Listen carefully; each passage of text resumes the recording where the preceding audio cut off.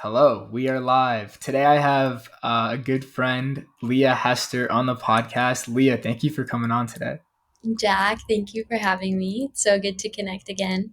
It's amazing. And the reason I reached out and asked you to come on was because I was reflecting with some female friends here in Austin. I realized I've done like 60 podcasts and like 57 or 58 have been with guys. And I was like, I really need to start introducing more women into the podcast because I love talking with girls and getting their perspectives because it's so different than the masculine topics where it's always like growth, self-improvement, progress, goals, and I like mixing in a lot of that feminine energy too. So maybe you're going to be the catalyst for more female guests for in the future. Yeah, I love that. That's a good reflection that you had while talking to female friends because I'm sure the conversation just naturally flows so differently with the feminine energy and being able to look at things from a different perspective. Definitely. And that was one of the topics I wanted to talk to you about too because as I know and I talk to all these guys all the time, we're so focused on like focus, goals, progress, self-improvement and stuff. And so as somebody with a feminine essence or feminine energy, you could say, how do you balance that and being able to like stay focused on running a business, entrepreneurship? Do you find that difficult? Yeah, it's not difficult, but it is something that you have to learn to flow with for sure. If you try to go against or create friction with or fight the natural rhythm and flow of a woman's cycle, it will, I believe, create friction in your personal life, your business life. So, if you have a healthy menstrual cycle and healthy hormones, you will be changing energies like every week, unlike a man where you're on a 24-hour cycle. You wake up, you do the same, you wake up, you do it again. So we have to kind of sync our life with our cycle. So, during my menstrual phase of my cycle, I'm not going to want to go out and conquer all the hard tasks in a business or have the energy to go lift every day in the gym, right? So it's just this ebb and flow with living in accordance to our cycle and our nature. Interesting. Yeah, and this is a topic I don't know much about, so I'd love to go deeper on it just to reveal the ignorance in my own mind with this stuff. So, during a typical month, what does that flow look like? Like, what do the different weeks look like in terms of energy, creativity, etc.? Yeah, it's different. So, during ovulation, women will be higher, will have higher energy. We will want to go out and do things and conquer tasks. And then, yeah, for other phases of our cycle, like our menstrual or leading up to our menstrual, we're going to be more tuning inward, slowing it down, maybe taking it easy with weight training or other high intensity forms of movement and workouts. And syncing that up with business too, kind of where this conversation blossomed from. It's like you just have to intuitively feel like, okay, right now I have a lot of energy and my creativity is really high. How am I going to channel this? Or like honor when you're like, oh my gosh, I'm about to get my bleed. I'm about to be kind of tired for the next few days or have lower energy. How am I going to optimize this time? Like spend time with yourself, read that book you've been wanting to read, like listen to that podcast you've been wanting to listen to, take a warm bath. So it's really all about knowing those ups and downs of your cycle and how you feel during each of them, because for sure it probably varies a little bit woman to woman and depending on your environment. um, so yeah, I'd just say finding the balance and knowing when you're high and when you're low and how to channel that energy. Yeah. And the word you just touched on, which I want to go deeper into, intuition. I've been finding this topic so interesting recently. And actually, without knowing it, you kind of indirectly put me on to a book by Osho called Intuition. Have I you read that one before? haven't read that one. Oh, I think you would love it because I think you sent me like an Osho clip one time. You're like, you need to like Mhm. listen to this guy, and I really liked his stuff. But for me, I notice when I'm most aligned, I'm in touch with my intuition, but sometimes I fall out of alignment and I lose touch with that intuition. So, from your perspective, like how can one connect closer to their intuition and learn to listen? Because it goes beyond like the rational mind, right? So beyond the rational mind. There's so much to say on this topic. Like so many things just came into my mind. But the first thing that I'll start with is when you have a calm nervous system, when you are in a parasympathetic state, or rest, or digest, or recovery, and you feel just overall more calm, you will automatically be able to tap into your intuition more strongly. When you are in fight or flight and your nervous system's heightened and you are high stress and your cortisol is high, the stress hormone, you it will be harder to just listen to that intuition because you're not going to be able to differentiate whether that like physical feeling in your belly, that's why they call it our gut feeling, is intuition, or if it's like, oh, this is my stress, or this is my nervous system just being out of alignment and out of whack because I'm going through something internally right now. So the first thing about intuition is definitely recognizing where you are in your current state. um, I went through something a few months ago where, or like a month ago more recently, where got my hormones tested and my cortisol was very high for the first time I felt like in my life. I was like, wow, okay, I am very stressed. I'm not going to make sound right decisions right now because I can't really feel if it's my intuition or anxiety or my cortisol levels. And I don't want to like make huge life decisions right now. Mm-hmm. And so when your nervous system is in a better state, decisions become more easeful because you can really feel, okay, this feels right. I'm going to go with it. I feel a pull here. Or this doesn't feel right. Like my gut feeling is right and it's telling me that I shouldn't go here or do this or make this decision. So I think knowing where you at in your nervous system is really, really important and key. And the way to develop a relationship with your intuition and really deepen it is to continue to trust it and follow it. Mm. And then you're going to know, okay, yeah, this is that feeling I get. And when I go with it, it's always guides me right because it doesn't steer you wrong. And so when you keep trusting and trusting, it's like, two people in a relationship that build a deep level of trust, like it's only going to make that foundation stronger so that the building can rise and rise.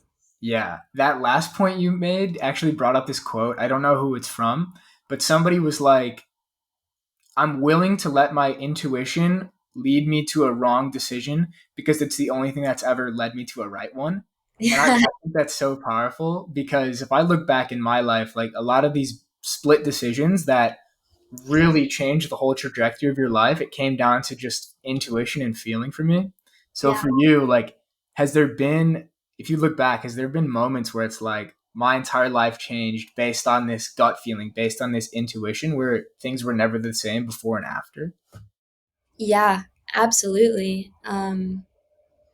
In a state of a calm nervous system and a state in a heightened nervous system, when I like really sat, closed my eyes, tuned in, and was like, okay, is this me being stressed? Like, is this a feeling other than intuition, or is this intuition? When I've listened to it, it has led me and steered me so right. And a beautiful example of that as of recently was I was meant to go on a trip with a friend and I didn't end up going. The universe just kind of led me there to not end up going. It was a mix of my intuition and like the current circumstances. But then if I would have left on the plane the day that I was supposed to, the next day I had an unfortunate death in the family that I had to go back home for and fly back home for. So I would have had to get on a plane and turn right back around either way. Mm, And I was getting so much anxiety and like this sticky feeling that was arising right before leaving for the trip. And I didn't know why. And then like God answered, it was because I wasn't meant to go. yeah, that's incredible. It goes Mhm. beyond logic and reason, which is it's so crazy to me. And I know I have the self awareness right now that I'm like very much in the logical, rational type of mind. I've been reading this book called The Maps of Consciousness by David Hawking. Have you ever heard of this book? I have. I've been wanting to get that one as well. Okay, I'm putting you on to way too many books. It's already 10 minutes in, and I I put you on know. to two books. Let me But yeah, just write them down real quick. I'll find you after because I think you would really like this one. But basically, in this consciousness calibration, which is the maps of consciousness, in the levels of 400, it's the level of reason and intellect, and that's what runs like entrepreneurship, scientific discoveries, etc. But what goes beyond it is the what he calls like the stairway to enlightenment, and what is beyond reason is love at 500. Yeah. It's only like 4% of the world's population that ever reaches that level. And so now I've realized I've been operating so much in the domain of logic that the only way to progress, you could say consciously, spiritually, emotionally, whatever, is to actually transcend logic. So I'm curious for you, like, how does that manifest in your life now? That's a good one. And it's just real quick, it's about like 800 level that's enlightenment. Yeah. If I'm referring to Yeah, this it's like correctly. 700 to 1,000, Okay. allegedly. Yeah. Okay. Okay. Yeah. So 800 is like all of the like love, joy. And when you get up there, and yeah, that shows up for me, I think the most when, hmm, I would say I always listen to my heart. I'd say like there's my heart feeling and then there's logic. And like as a female, I think, and just as someone who's always lived like deeply in her heart space, I always follow my heart. And I listen to my mind when it gets down to a point, but I feel like truly when you are connected to your body and your intuition, like operating from the heart has just always steered me so well. And as I get older and go through life, and, we have to operate our business and make sound decisions, I incorporate that logic, of course, and have been more and more. But I think listening to my heart has always brought me the most fulfillment. Yeah, that makes a lot of sense. And another thing that came up for me too is it seems to me that women are more in touch with their heart, with their emotions, with their intuition than men are. And Hmm. I think, I mean, I've seen that in my own mom, like just this motherly instinct. I think it's so admirable. And what I've been talking to other guys about, especially here in Austin, because there's this different aura of masculinity here where it's more holistic, it's more generative. I've heard that term, where it's actually like encompassing these traits of like love and virtue as actually really masculine traits. Whereas for a long time, maybe not a long time, but at least a couple months, if I look back a couple years ago, I saw like the pinnacle of masculinity as being like an Andrew Tate or like somebody playing that persona. But Yeah. now I'm realizing it's actually like it's including these other more feminine traits to cultivate a healthier type of masculinity. Yes. 100% yes. And from my life experience, that's exactly what I've found too is it's easy to hop on Twitter, hop in on the online space and see these like alpha males and what they preach. But actually, from my life experience, the men that have really just blown me away in a positive way of like, wow, he is divinely masculine are the ones that are operating from the heart too. I mean, I do think that biologically and as a woman, it's nice to be with a man who's obviously way more logical than I would be. Like that's his seat, is to be the one that really brings that in. But when there is that beautiful balance of a man who is in touch with his emotions, who is not afraid to be vulnerable and show it, and can commit to one woman and just like really love deeply, that is the divine masculine in my opinion. And I find with these alpha males that like I haven't seen one of them really just commit to one woman and be with one woman and showcase that. And it's like that to me is the highest form of divinity in the masculine. That's really good to know. And it's not like a ton of young men listen to my podcast yet, but maybe there are some. But I think They're it's on their way. yeah, they're on their way. I think it's such a valuable message though to hear that from a female perspective, because when you're like a young 18-year-old kid, you don't know who to look to. You look at like Andrew Tate, Bugatti's like 10 girlfriends as like the pinnacle. Like this is what I want. I want this in life. But in reality, it's not. And the type of woman you want doesn't want that either. Exactly. Oh, that's fascinating. Yeah, I'm my eyes are being open for sure. This conversation's already like turning somewhat woo woo, which I love, and I know like you're down there too. So maybe we could even Or take up it, there. yeah, up there. Exactly. That's better. Maybe we could take it one step further on that topic. So your group, your Instagram group, Telegram group, etc. It's all called conscious creators. So I want to know, where did that name come from and what does that naming actually mean to you? Yeah, good question. I believe that we create our own reality.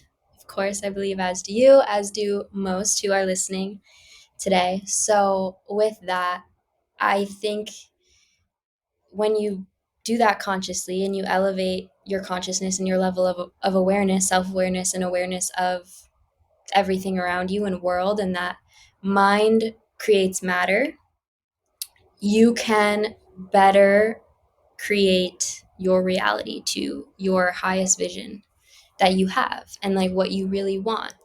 And there is experimentation in this process, even with what you want as a man. You want 10 girlfriends or you want one loving wife.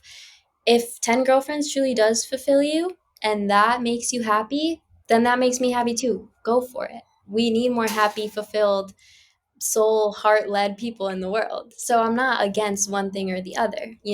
Do what truly fulfills you, makes you happy. Same goes with everything else in life. We experiment and we find what makes us happy. And from there, we take the experience and the neural pathways that we have created and we get to shape and create the next one like an architect. And we're just building our world. And I believe that our mind creates matter. So that's where conscious creation stems from, is like you are the conscious creator of your reality, whether you want to believe it or not. It's easier to say, oh, no, we don't have control. I'm not that powerful of a being. My circumstances aren't a reality check of my mind or my thoughts or my words or who I'm surrounding myself with, but I believe that they are. That's So, great. And that's been so top of mind for me recently too, because in this book, Maps of Consciousness, what he talks about is if you're calibrating below 200 on the levels of consciousness, which is like 80, I think it was 80% of the world population or so, you stay in this place of not having any power. You're operating in the domain of force. That's where his other book, Power versus Force, comes in. So if you're below 200, you're outsourcing your life to other people. You're claiming victimhood and you have no power. But it's only once you rise above the level of 200, which is courage, which is the first step towards the rest of the chart, where you actually become the creator of your reality and internalize the fact that, oh, I actually am responsible for this life that I'm creating. And once you like get in that mindset, you can't unsee it, of course, but it is interesting to think that literally like 4 out of 5 people in the world are operating from that place of victimhood and outsourcing their sense of creation and just saying life is happening to me rather than I am creating my life. yeah, it's so true. And that's exactly what I was trying to articulate that you just articulated so well, is that you can play the victim and be like, oh, my life isn't from my thoughts. It is just happening to me and I have no control over it. Yeah. So, yeah, it's some for some people it's easier for them to just grasp onto that identity instead of be like, no, I have the power as a human being to really flip the script. Hmm. And when did that change for you? Or was it always like that where you knew I'm the conscious creator of my reality? Or was there a moment maybe when you were younger where that started to flip? Yeah. When I was in high school, I started a business when I was 15, 16. I was sewing college sweatshirts and stuff and going to sell them at colleges. So I was in high school going to sell this apparel that I was making by hand in high school. I was dating an older guy at the time, and yeah, he went to Ohio State, and so I would go there and like set up all my clothes, and I was like, wow, like I'm making money right now from like doing something that I love and like being creative and teaching myself how to make these clothes, and then people really want them, and I was like, I can do anything. It was like once you experience like doing something that you love and then offering it to people and then just like naturally gravitating towards it, you kind of have this sense of accomplishment, which breeds self confidence and you believe in yourself. And other than that, around the same time frame, I did have some early in my life psychedelic journeys and experiences that also I would credit to a lot, opening my mind a lot. So there were like a bunch of things going on in that era of my life where I was like, okay, I don't think I'm going to live a standard normal life. Like I'm just Yeah. not going to do that. Yeah, yeah. You tuned in, you turned on, and you dropped out. The same thing happened for me, but a little bit later. That was something I did want to ask you too. Is like, how the hell did you end up down this type of path, or up this type of spiritual path, as you corrected me earlier, coming from like the Midwest? Because I still find it kind of crazy that we went to a high school like 30 to 45 minutes away, and I will I don't really try to talk about these type of topics when I'm back home with those type of people, but they don't get brought up, right? If I mention the word like consciousness, spirituality, even psychedelics are a little bit out there for most people. Like, do you think it was just radical open-mindedness and curiosity that led you to these things, or was it people in your life? Like, how did you get on this path? Mm. I really think it came from within, which then of course came from God, from source. Because who I was surrounded by pre high school was, yeah, your average Midwestern, beautiful, sweet people, but definitely not as open minded as if I were to have been raised elsewhere, I would say. So for me, yeah, I think what started it was also a catalyst to it was moving. So from growing up and being raised in Chicago, in eighth grade, I moved to Cleveland, Ohio, and I was the new girl. And yeah, going into eighth grade and the demographic of people I was around was so different. I was almost like a little culture shocked, even though it was a few states over, it was very, very different. And that opened my eyes right away. I was like, okay, no one here is like where I just came from, but I'm just going to be me and do me still.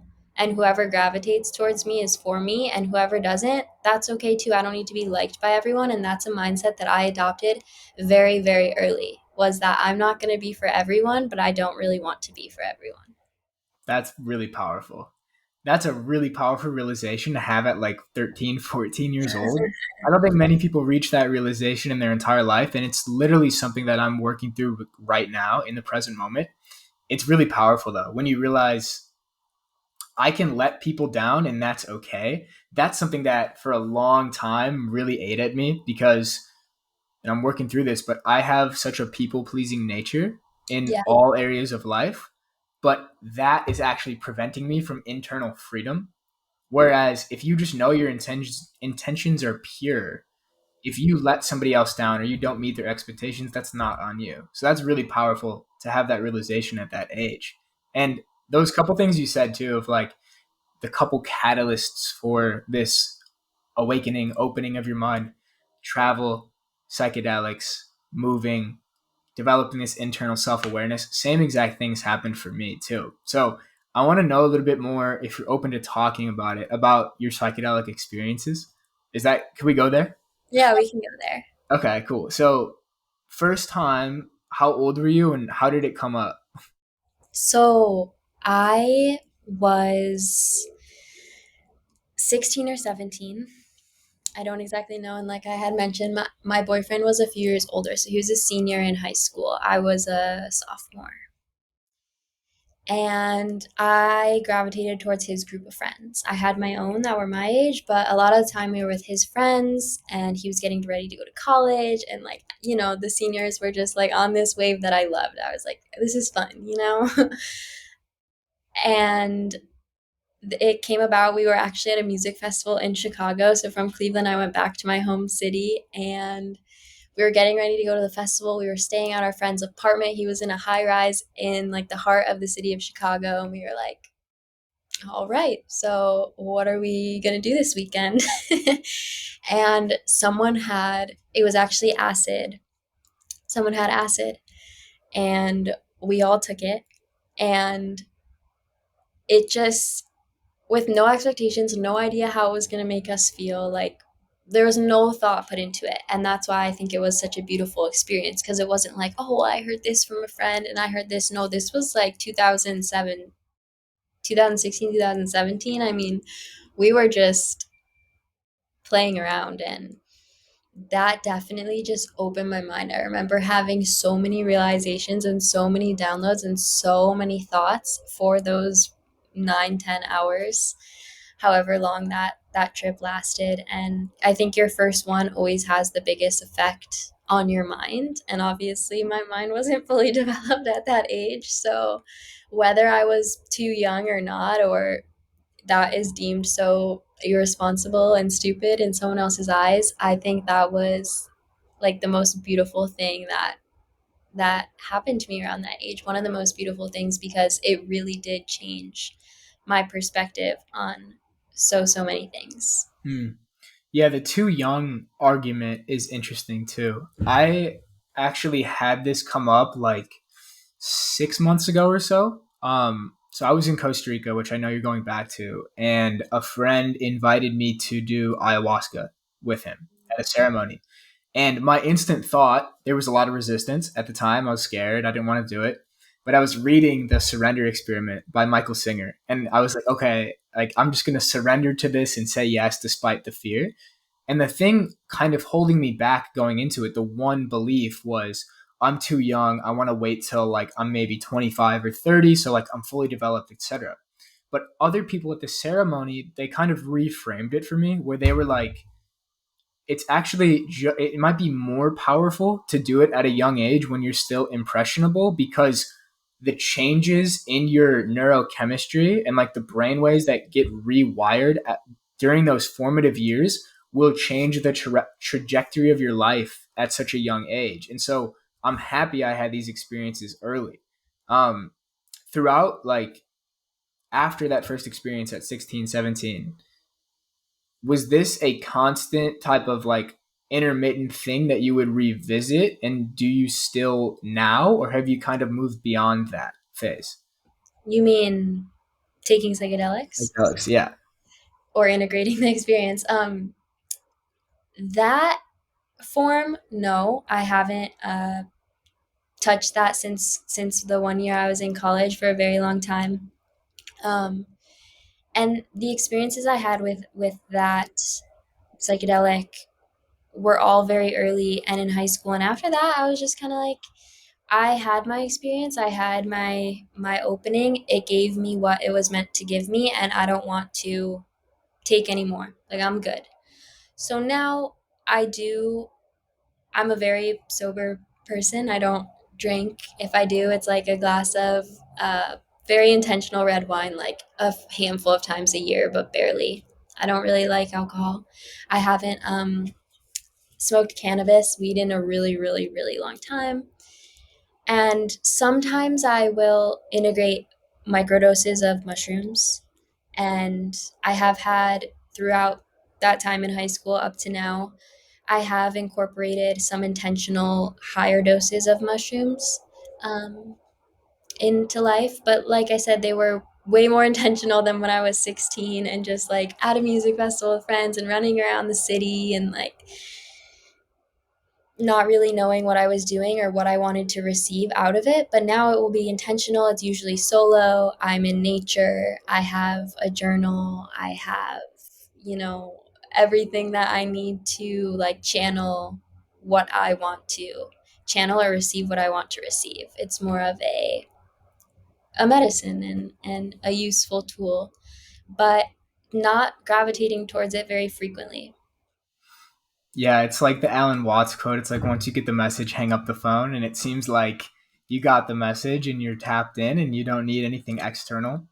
You're speaking to me on how you did it, right? Like they talk about the set and setting, I believe it's called. And for me, these experiences have always been the most life changing and profound when I do exactly what you said. I do it by myself. I take a journal and I go out and I just like think about life.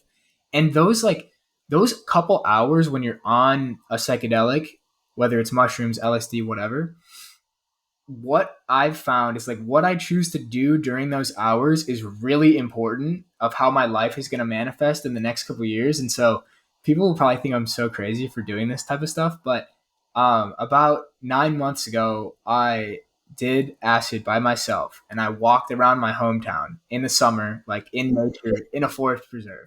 And I brought Meditations by Marcus Aurelius and I like read the whole book while I was on acid. And that sounds so wild, but what it did is like I felt so connected with what he was writing in that book and like the character traits and the type of man he was. And I was like, I want to embody this. Like, this is the type of man I want to be. And then I found out later, like, he's also Marcus Aurelius was an INFJ, apparently. I don't know how they know that. And I am too. So I was like, damn, I feel so connected to it. But I think the point is, like, I think that's such a good reframe for maybe somebody who hasn't had experience or like judges like a psychedelic or looks down upon it is like we're not taking it and like partying or destroying our brains. It's like I'm going to go journal about my life. I'm going to go read some philosophy. I was listening to Ram Dass like so those couple experiences have been so profound. Yeah, that's beautiful. Exactly. It's all about your intention, why you're doing it, and yeah, set and setting. Like, am I in a good place? Am I alone? Am I with people I trust and love and feel comfortable around? Am I going to truly benefit from this and then be able to integrate the wisdom into my life or integrate the lessons and turn them into wisdom so that I can really use them and grasp them in life? And yeah, I think that a lot of people have maybe tried a psychedelic and have had a bad experience with it because it wasn't an intentional solo mission of they're trying to, you know, open their mind in a way that maybe they felt was closed off. And I also believe strongly that something like mushrooms really just enhances your current state.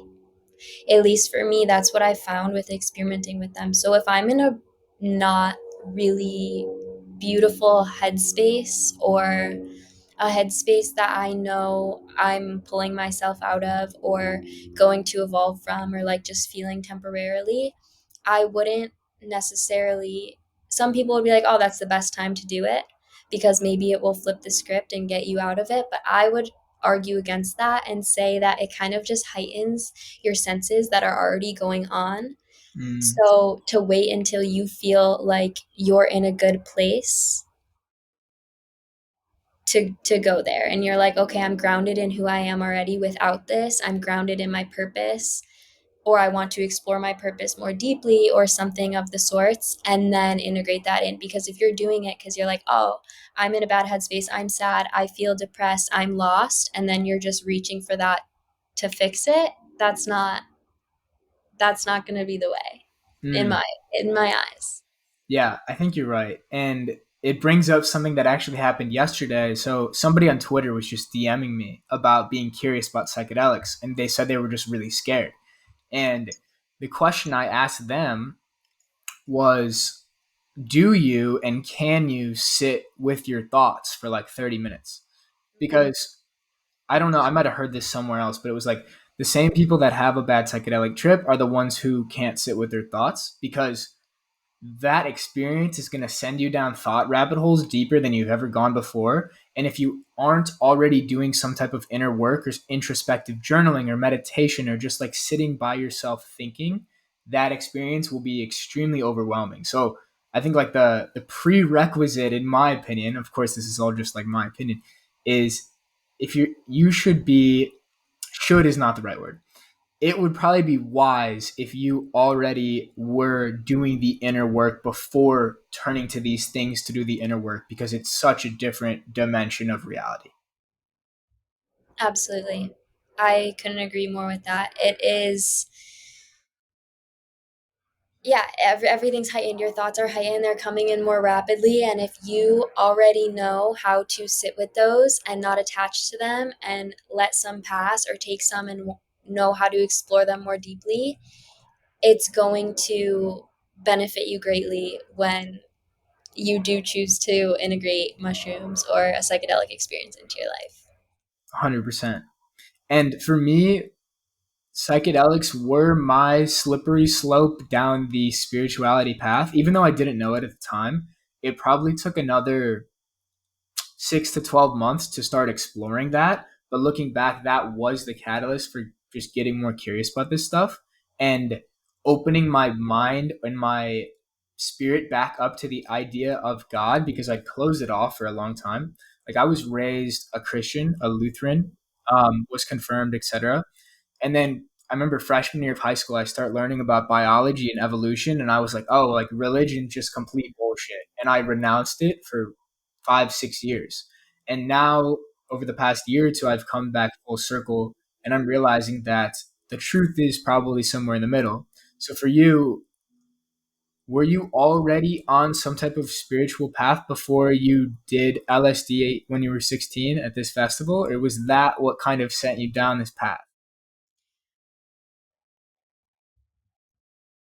I definitely was not on a religious or spiritual or journey or had a connection to God prior. And I don't think that I truly developed a relationship and connection to God and really believed in that until even more recently, like in my earlier 20s. I guess I'm still in my early 20s, like a few years ago, I should say. And yeah, so I would say it all started trickling along after those experiences, but there was definitely a gap of where I went to college for a year, kind of got caught up in that world and just fully was present in that world for the year I was there, and then after that just going on my own and having life experiences, reading the texts and yoga teacher training and all of those things, it just kept stacking and building. Hmm. If you can remember back, what was the first moment that started to open you up to the spiritual path?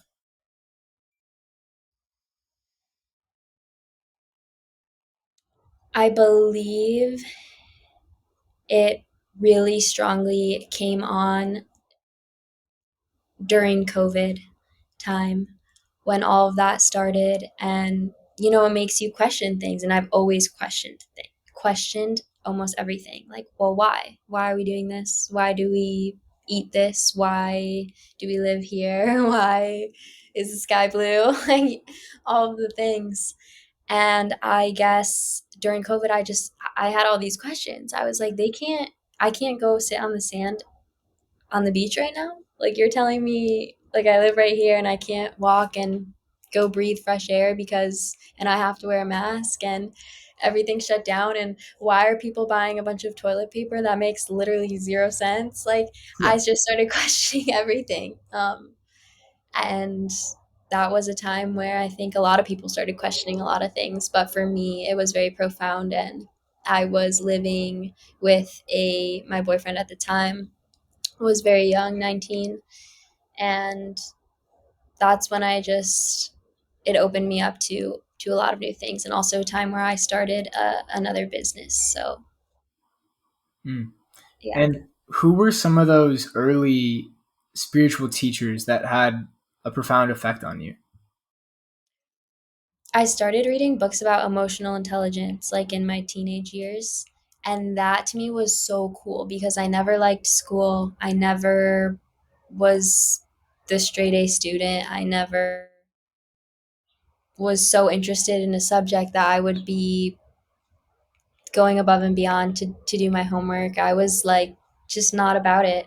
And so when I learned about emotional intelligence as compared to like an IQ, and I learned all these things about EQ, I was like, okay, yeah, that makes sense. Like I can get down with this. Like that actually resonates with me in a way that measuring someone's IQ or how they score on a test is makes sense in the world. And so I think that sparked my interest. One author who writes a really good book about that is Daniel Goleman. And yeah, I read his work and it kind of all started from there. Is Daniel Goleman the guy who wrote The Relationship Cure? I don't know. Was he like, he's a psychologist? It has been like 8 years since I read that book, but The reason I bring it up is I think that he's the same author as this book called The Relationship Cure. And that was my first taste into emotional intelligence too. I think it might be the same guy. And a quick anecdote on that book, which kind of blew my mind. And it's like, this should be common knowledge for everybody. But mhm, so, whenever you're in a relationship, whether it's romantic or platonic or just friendship, whatever, there are three ways you can respond to your partner or to your friend in conversation. It's either turning towards, so like acknowledging what they're saying and being like, somebody says something stupid. It's like, oh, look at that bird outside. Turning towards would be like, oh, that's cool. Turning away would be like not even acknowledging the person and just kind of like looking up and then getting back to whatever you're doing without saying anything. And the third way was turning against. So it'd be like, oh, that bird's stupid or something like that. mhm, And the reason I bring this up, and I'm pretty sure it's this guy, Dr. Gallman, he was able to predict on a 50-year time horizon after doing that study that couples who turned towards each other stayed together at like a 95% rate versus the ones who turned away or against had massive divorce rates. And it's like these little emotional intelligence tricks can make or break your relationships in life. It's just fascinating to me. I just got chills. Because it's so true. Like if you know how to read someone and going beyond your intuition of like this feeling like, oh, I'm really feeling this person, like we have great chemistry physically. If you observe the way that they respond to you and treat you and talk about you in public and present you and respond to you when no one else is in the room, it's such a Mm. sign of, okay, this relationship's strong and it's going to work, or why is this person questioning everything that I say? And I believe that there's a healthy balance between that is you want to be with someone, whether that's friendship, relationship, romantically, family, that helps you grow and maybe challenges your beliefs a little bit if you don't see eye to eye on something. But there is so much beauty to, yeah, the way that they respond to you and hold you in conversation. And Yeah, and now I'm reflecting on a lot of my relationships in my life, more friendships than like romantic relationships, but the ones that stay strong and persist even if we have a gap in terms of where we are in the world are the ones that have always been extremely supportive. They say why not instead of why. That's one of my favorite models, like to determine if somebody has your best interest in mind. And there have been friends who there's been this resistance where it's like constant questioning, constant like shooting down your ideas, and then you start to question your own self-worth and your own stuff. So cultivating that healthy environment with the people around you, it's so powerful. So for you right now, like because you're traveling so much and you've been all over the place, like how do you approach cultivating community and relationships while maintaining this fluidity of travel?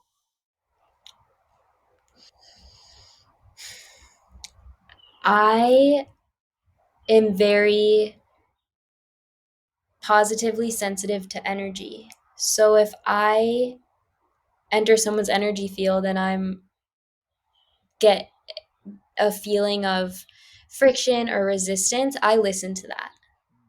And I go internal because I believe that that's something within me that is like being projected outward, and this person is showing up as whatever like the resistance is within myself. Like one of my favorite quotes is, your perception, um my perception of you is a reflection of me. Yeah. And Yeah. I think that's true about everything. And so if I'm perceiving someone as like, oh, they're bringing something, like something's arising within me that doesn't feel good or fluid, I look internally first. But usually it is because like maybe they don't have my best interest in mind, or maybe we're not going to help each other grow or really provide each other with something that's going to be beneficial in the end. And Mm, that just goes like beyond how I view them, but also their intention as well. And so I feel like that's kind of how I operate when I am traveling and I'm somewhere for a week or 2 weeks or a month, and I can just sense someone's energy and I can tell if we're going to complement each other or maybe not complement each other so well. And so that just comes back to trusting yourself, listening to yourself, and yeah, going back to the basics there. mm. That's awesome. Yeah, so many words you hit on there just like raised my energy and my vibration. The trust yourself piece is like my motto. I just put it in my bio again. Like I love that frame. I don't even know if I want to spoil it. Remind me to tell you after about this idea about trust yourself, because I don't want to put it out there and not do it. Um, but the piece about being hyper perceptive, so and like perceptive to energy, when I was on this ayahuasca trip, I was able to internally like know rather than think. It was like this sense of knowing, because I felt like I was directly in touch with my intuition and my subconscious.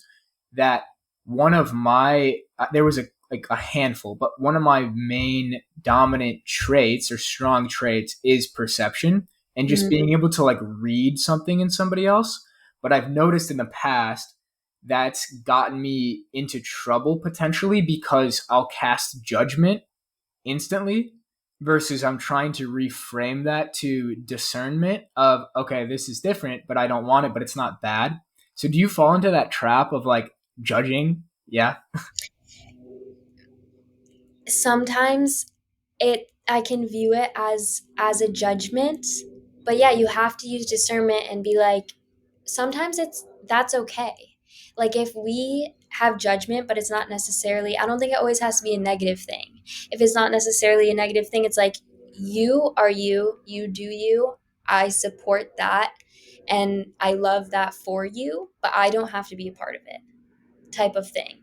Because that's not necessarily judgmental. You are understanding this person's intentions, how they're trying to get to where they want to go in life. Or maybe you could recognize their traumas based on the way that they act, or recognize their insecurities. So instead of looking at it as a judgment, you can look at it as like, you are protecting yourself, your energy, your peace, and you're not necessarily putting them down in any way, which I would look at as a judgment, or like sticking a sticker on them that says like wrong, bad, incorrect. You're Yeah. just, you know your lane, you know where you're trying to go, and you know the type of people that are going to help you get there and provide you with teachings, provide you with wisdom, provide you with guidance, mentorship along the way. And maybe that's not those people. And that's Mm. okay. That's good. Yeah, and that's okay. That's the good reframe there too. Like there's this one, I think it's a blog by this author named Derek Sivers. It's like not better, just different. And that's what I'm trying to also integrate more. And even in like this book, Maps of Consciousness, like it can be really easy to fall into like an ego game or a trap of, oh, I'm higher consciousness than you. But like it's not a better or worse thing. It's just different. It's just viewing the world from different levels. And it's interesting, like on the perception piece, I seem to be more perceptive the more aligned I am. Mm-hmm. And there is like this trait where when I'm around people that I can tell are super spiritually aligned, they're super conscious, they're usually older and wiser than I am. I feel like they can just read stuff in me without me saying anything. Like, and it seems like you kind of have that superpower too. Definitely. We feel other people's electromagnetic fields. Like we feel that. It's a feeling which turns into a knowing. And I'm curious, when you were in your ayahuasca trip and you said you just had like a knowing, did it come physically? Was it like a physical feeling or a mental feeling or both? It's a good question. It was a combination where it was this logical sense of knowing, but I felt grounded in my body in a way. And I noticed that when I'm on a psychedelic, I feel so much more in touch with my body, with how I'm feeling, like with how my muscles are tense and stuff. And even this is kind of crazy, but like this conversation, because it's like pretty deep, I feel in that same type of like this kind of like a mini psychedelic trip, which is kind of cool. Mhm. Um, but yeah, it was definitely in the body and it went beyond the rational. And the reason I was able to pick up on that is, and maybe this is just my mind playing games on me, I don't know, but so in this ayahuasca ceremony, it was a room with about 15 people. And so there was a shaman directly in front of me. There were two, I told my parents this, or they thought I was fucking lying, but it's actually true. So there was a shaman, there was two muchachas next to her, like playing music the entire time while they were on ayahuasca. And there was about 12 people around in a circle. And in that state, I felt like I could look at somebody and understand exactly what they were going through. And I just knew their intentions, and I felt like two people next to me. They had done one guy had done 500 ayahuasca ceremonies. Another guy had done like 30 to 40, and I felt and I had this sense of knowing that like these people aren't here to work on themselves. They're here to get high. To And escape. yeah, and I didn't pick up on that before I was in that psychedelic state, and I picked up on things from everybody around me, which I was like, wow, this is really powerful, but it's also like kind of a little bit scary to be able to read into people. And like I said, like that's a trait that I've realized I have. It's great that you are self aware of that trait. I think when we can maximize our strengths and utilize them to better ourselves, we can also better the world and just stay on our path, stay on our dharma, our life's purpose, our soul's mission. And it seems like you're getting very clear on that. So Thank it's you. beautiful. It's That's inspiring. really nice. Thank you. And so for you, I want to turn it back to you on that topic of like mission, purpose, soul's purpose, etc. What do you think yours is right now at this stage in your life? Right now, I believe it is to remind people of the power that they hold and the beauty in their heart and of the world. Because I feel that people have everyone has this light and sometimes it gets dimmed just from anything, from the way that society is structured to them not doing something that they love and taking care of themselves, whatever it may be. I feel like I have the power within me to like spark it back up within them. And so that just ties into kind of everything that I've been learning and building and wanting to grow and have been planting seeds for with yoga and going down this path and wanting to hold space for people to just come and spark their inner light, because people think that it's selfish to put themselves first sometimes, but there it's that's couldn't be further from the truth, because if everyone just focused on themselves a little bit more with how they fuel their physical, their mental, their emotional, everything, their energy body, they would be a better person in society, and that trickles to everyone around them. It trickles to everything. It's just this grand effect. And so one individual is so powerful. One person can truly change the world, and as a collective we can do so even greater. So I just want to bring those people together and remind them of their light, and that's what like really lights me up inside and gets me excited. Yeah, I could tell. That's incredible. That is amazing. And you're so right on the one person can actually change the world. And again, I'm going to bring up this book, Maps of Consciousness, because I've been so deep into it. And I was reading it before we hopped on, actually. Um, what it talks about is in this collective consciousness, if you were to calibrate all of humanity's consciousness, one person operating at a level of 500 of love cancels out 75,000 people operating below the level of 200. And if you go up even higher, it's like one person at level 600 cancels out like 5 million people. And then what it talks about is the three great avatars who calibrated at 1,000. So, like the top of the scale, like Jesus, Krishna, and the Buddha. One person operating at that level of consciousness cancels out the rest of humanity. And like that just blows my mind of how that is actually possible. And it actually does blow my mind because I can't understand it, but it is true. If you can actually just change yourself, the ripple effects of how that goes into the world, it can't be understated. Exactly. You are the most important person in your life. Yes, and it's For everyone, only yeah. yeah. For everyone listening, you're the most important person in your life and you need to treat yourself that way. Yes, that's really powerful, and it sounds selfish, but it's the only way you'll be able to serve the world is by serving yourself first. So this has been an awesome conversation. Thank you for doing this. I'm curious what your plans are in terms of projects, things you're building in the future. What can people expect from you? What can I expect?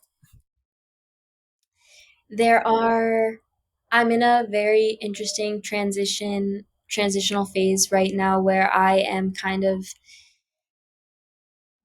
jumping out of one direction of what I've been like putting out online and kind of trying to integrate more of what comes more easeful for me, which is like sharing philosophies and these experiences that I have in life and more of the yoga and how we can not just do physical yoga, but like really be and live the yoga. So this year I plan to deepen my studies um, with another training and just really learn more before I put out a lot more and remain a student and really dive deep on the curiosities that I've been having and follow those curiosities, really honor them. And yeah, eventually towards the end of the year, hold in person retreats and get those projects launched off the ground that I have been in communication and building behind the scenes. Incredible. Yeah, it's inspiring to hear you doing all this type of work. I myself, I've realized that I want to be somebody that facilitates these retreats too, because I've been diving so deep into the business side of things. I want to bring back a little bit more of the alignment consciousness work. So you're an inspiration to me more than you know, seeing your tweets and stuff on the timeline. So I really appreciate your work.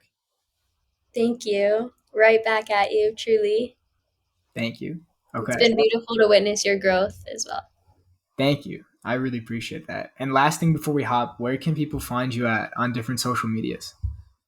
Yeah, uh, Twitter and Instagram are probably the main platforms that I'm on the most. That's I am Leah Hester is both of those, and my YouTube channel as well, which I plan to be more active on there within the following months, where I share like breathwork tutorials, yoga flows. So if you want to practice yoga from home, you can find me on YouTube at Leah Hester. Awesome. And I'll link those down below. But this was great. Thank you so much for taking the time. Yeah, beautiful. Thank you, Jack. Thanks for having me on. I appreciate you.